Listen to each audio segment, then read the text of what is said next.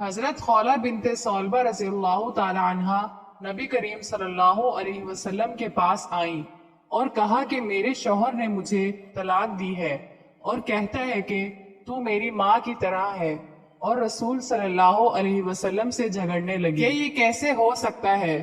تو اللہ کے نبی صلی اللہ علیہ وسلم نے فرمایا، حضرت خولہ بنت ثعلبہ قبیلہ بنی اوف بن خزرج سے تعلق رکھتی تھی۔ ان کا نکاح مشہور صحابی حضرت عبادہ بن صامت رضی اللہ تعالی عنہ کے بھائی اوس بن صامت سے ہوا تھا۔ حضرت اوس بن صامت بوڑھے آدمی تھے، بڑھاپے کی وجہ سے مزاج میں تیزی آ گئی تھی اور طبیعت پر خشونت کا غلبہ ہو گیا تھا۔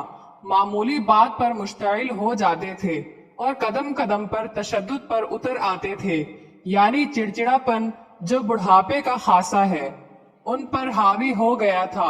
ایک دفعہ کسی بات پر بیوی سے ناراض ہوئے اور غصے سے مغلوب ہو کر زبان سے یہ لفظ نکال دیا، یعنی تم مجھ پر میری ماں کی طرح حرام ہو۔ دور جاہلیت میں یہ رسم چلی آ رہی تھی کہ جو شخص بیوی سے خفا ہو کر یا کسی اور وجہ سے ایک مرتبہ بیوی سے اظہار کر لیتا، یعنی اسے اپنے لیے ماں کی طرح حرام قرار دے دیتا، وہ ہمیشہ کے لیے اس پر حرام ہو جاتی تھی اور ازدواجی تعلقات منقطع ہو جاتے تھے۔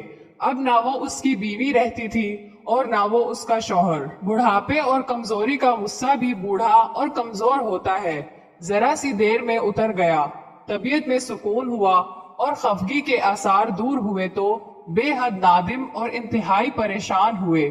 بیوی سے ہم کلام ہونا چاہا تو جواب ملا، اگرچہ آپ نے مجھے طلاق نہیں دی ہے، تاہم جب تک اللہ تعالیٰ اور اس کا رسول کوئی حکم نہیں صادر فرمائیں گے، میرے آپ کے باہمی علائق حرام ہی ٹھہریں گے اور میں آپ سے کوئی راہ و رسم نہیں رکھوں گی۔ اب معاملے کو سلجھانے کی صرف یہی ایک صورت باقی ہے کہ آپ صلی اللہ علیہ وسلم کی خدمت میں حاضر ہوں اور جو الفاظ زبان سے نکال چکے ہیں ان کے بارے میں رسول اللہ صلی اللہ علیہ وسلم سے فیصلے کی استدعا کریں۔ انہوں نے بیوی سے کہا، مجھے اس سلسلے میں رسول اللہ صلی اللہ علیہ وسلم کے پاس جاتے اور آپ کی خدمت میں کچھ عرض کرتے ہوئے شرم آتی ہے۔ میں حضور کے سامنے کس طرح جاؤں اور کیا کہوں؟ تم ہی جاؤ، ممکن ہے اللہ ہم پر نظر و کرم فرمائے اور اپنے رسول پاک کی وساطت سے دوبارہ بحالی تعلقات کی کوئی صورت پیدا ہو جائے۔ چنانچہ خولہ رضی اللہ تعالی عنہا تیار ہوئیں اور حضرت عائشہ رضی اللہ تعالی عنہا کے مکان پر رسول اللہ صلی اللہ علیہ وسلم کی خدمت میں حاضر ہوئیں۔ آپ نے آنے کی وجہ دریافت کی تو بولی، اے اللہ کے رسول، آپ کو معلوم ہے اوس جو میرے شوہر ہیں چچا زاد بھی ہیں اور مجھے بہت ہی محبوب ہیں۔ ان کی تیزی، طبع، تن مزاجی اور ضعف و پیری سے بھی آپ اچھی طرح واقف ہیں۔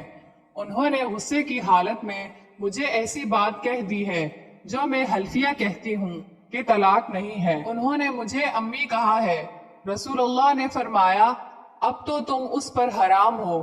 رسول اللہ صلی اللہ علیہ وسلم کی زبان مبارک سے یہ لفظ سن کر حضرت خولہ رضی اللہ تعالی عنہا کو سخت صدمہ ہوا اور بڑی لجاجت اور منت سماجت کے انداز میں رسول اکرم صلی اللہ علیہ وسلم سے جھگڑتی رہیں اور اس بات پر اصرار کرتی رہیں کہ ان الفاظ میں طلاق نہیں کہا جا سکتا۔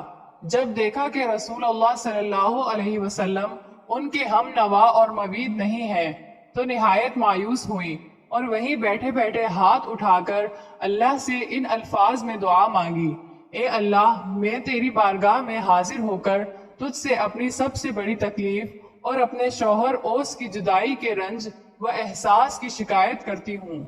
اے اللہ، جو چیز ہمارے لیے تیری رحمت کا باعث ہو اسے اپنے نبی صلی اللہ علیہ وسلم کی زبان مبارک سے حاضر فرما دے۔ میں ایک بے بس اور ناتواں عورت ہوں اور تیرے ہی فضل و کرم کی طلبگار ہوں۔ حضرت عائشہ رضی اللہ تعالی عنہ کا کہنا ہے کہ خولہ کی رسول اللہ صلی اللہ علیہ وسلم کے ساتھ گفتگو اور اللہ سے دعا اور الہا کا یہ منظر اس قدر دردناک تھا کہ میری اور میرے گھر کے تمام افراد کی ہمدردیاں خولہ کی طرف منتقل ہو گئیں اور اس کی تکلیف سے متاثر ہو کر بے اختیار ہماری آنکھوں میں آنسو جاری ہو گئے۔ اس کیفیت پر ابھی زیادہ دیر نہ گزری تھی کہ رسول اللہ صلی اللہ علیہ وسلم پر وہی کیفیت طاری ہو گئی جو نزول وحی کے وقت ہوا کرتی تھی۔ حضرت عائشہ رضی اللہ تعالی عنہا نے مسرت کے لہجے میں خولہ سے کہا، خولہ اللہ کی طرف سے ابھی تمہارے متعلق فیصلہ ہو جائے گا۔ حضرت خولہ رضی اللہ تعالی عنہا کے لیے یہ وقت پہلے سے بھی زیادہ نازک تھا۔ وہ آس و امید کی کشمکش میں مبتلا تھی۔ خطرہ تھا کہ اوس کے یہ الفاظ طلاق کے حکم میں آ جائیں اور تفریق و جدائی کا حکم صادر ہو جائے۔ خولہ سخت بے تابی کے عالم میں بیٹھی تھی کہ رسول اکرم صلی اللہ علیہ وسلم کی طرف نگاہ اٹھائی۔ آپ کے لبوں پر تبسم کھیل رہا تھا۔ دیکھ کر خولہ کی امید بندھی اور جذبات مسرت سے کھڑی ہو گئی۔ رسول اللہ صلی اللہ علیہ وسلم نے فرمایا، خولہ اللہ نے تمہارا فیصلہ کر دیا ہے۔ پھر آپ نے آخر تک یہ آیت پڑھی جو ابھی ابھی بذریعہ وحی آپ صلی اللہ علیہ وسلم پر اللہ کی طرف سے نازل ہوئی تھی کہ اللہ نے اس عورت کی بات سن لی جو آپ کے ساتھ اپنے شوہر کے بارے میں جھگڑ رہی تھی۔ چونکہ حضرت خولہ رضی اللہ تعالی عنہ نے اپنے شوہر اوس رضی اللہ تعالی عنہ کے مسئلے پر رسول اللہ صلی اللہ علیہ وسلم سے جھگڑا کیا تھا اور شوہر کے الفاظ کو طلاق سے تعبیر کرنے سے متعلق رسول اللہ صلی اللہ علیہ وسلم سے اظہار اختلاف کیا تھا۔ اس لیے اس سورہ کا نام بھی مجادلہ اور اس کا آغاز انہی الفاظ سے ہوا۔ اس سورہ مبارکہ کی روح سے حضرت خولہ رضی اللہ تعالی عنہ کا یہ خطرہ دور ہو گیا کہ ان کے شوہر کے الفاظ طلاق کے مفہوم میں آتے ہیں۔ اللہ نے رسول اللہ صلی اللہ علیہ وسلم سے ان کا مجادلہ اور جھگڑا سن کر جو حکم نازل فرمایا، اس میں ان الفاظ کو حکم طلاق میں نہیں مانا گیا تھا، اور چونکہ الفاظ اس لب و لہجہ سے ہٹے ہوئے تھے جس سے ایک شور بالعموم بیوی کو خطاب کرتا ہے، اس لیے شوہر پر کچھ کفارہ و جرمانہ عائد کیا گیا۔ چنانچہ رسول اللہ صلی اللہ علیہ وسلم نے حضرت خولہ سے کہا، خولہ جاؤ اپنے شوہر سے کہو کہ ایک لونڈی یا غلام آزاد کریں۔ خولہ نے عرض کیا، اے اللہ کے پیارے نبی صلی اللہ علیہ وسلم، کسے آزاد کریں؟ با خدا ان کے پاس نہ کوئی غلام ہے اور نہ ہی لونڈی، اور نہ ہی میرے سوا ان کا کوئی خادم۔ رسول اللہ صلی اللہ علیہ وسلم نے فرمایا، اچھا تو مسلسل 60 روزے رکھیں۔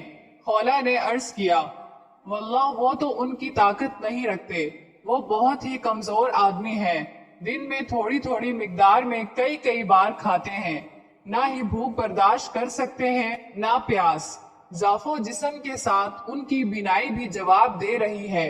رسول خدا صلی اللہ علیہ وسلم نے فرمایا، پھر 60 مساکین کو کھانا کھلائیں۔ خولہ رضی اللہ تعالی عنہا نے عرض کیا، حضور وہ غریب و نادار آدمی ہیں، ان سے تو یہ بھی ممکن نہیں ہے۔ رسول اللہ صلی اللہ علیہ وسلم نے فرمایا، اچھا ان سے کہو کہ ام المنذر بن قیس کو بلا لائیں اور ان سے بعض شتر کھجوریں لے کر 60 مسکینوں پر صدقہ کر دیں۔ خولہ حضور صلی اللہ علیہ وسلم کو سلام کر کے رخصت ہوئی۔ گھر پہنچی تو دروازے پر شوہر کو منتظر پایا۔ بے تابی سے پوچھا، کہو خولہ کیا ہوا؟ جواب دیا، آپ خوش نصیب ہیں، رسول اللہ صلی اللہ علیہ وسلم کا ارشاد ہے کہ ام منذر بن قیس کو ساتھ لیتے آؤ اور ان سے بعض شتر کھجوریں لے کر 60 مساکین میں صدقہ کرو۔ چنانچہ ایسا ہی ہوا، اور حضرت اوس رضی اللہ تعالی عنہ نے اپنی اس قسم یا اظہار کا کفارہ ادا کر دیا۔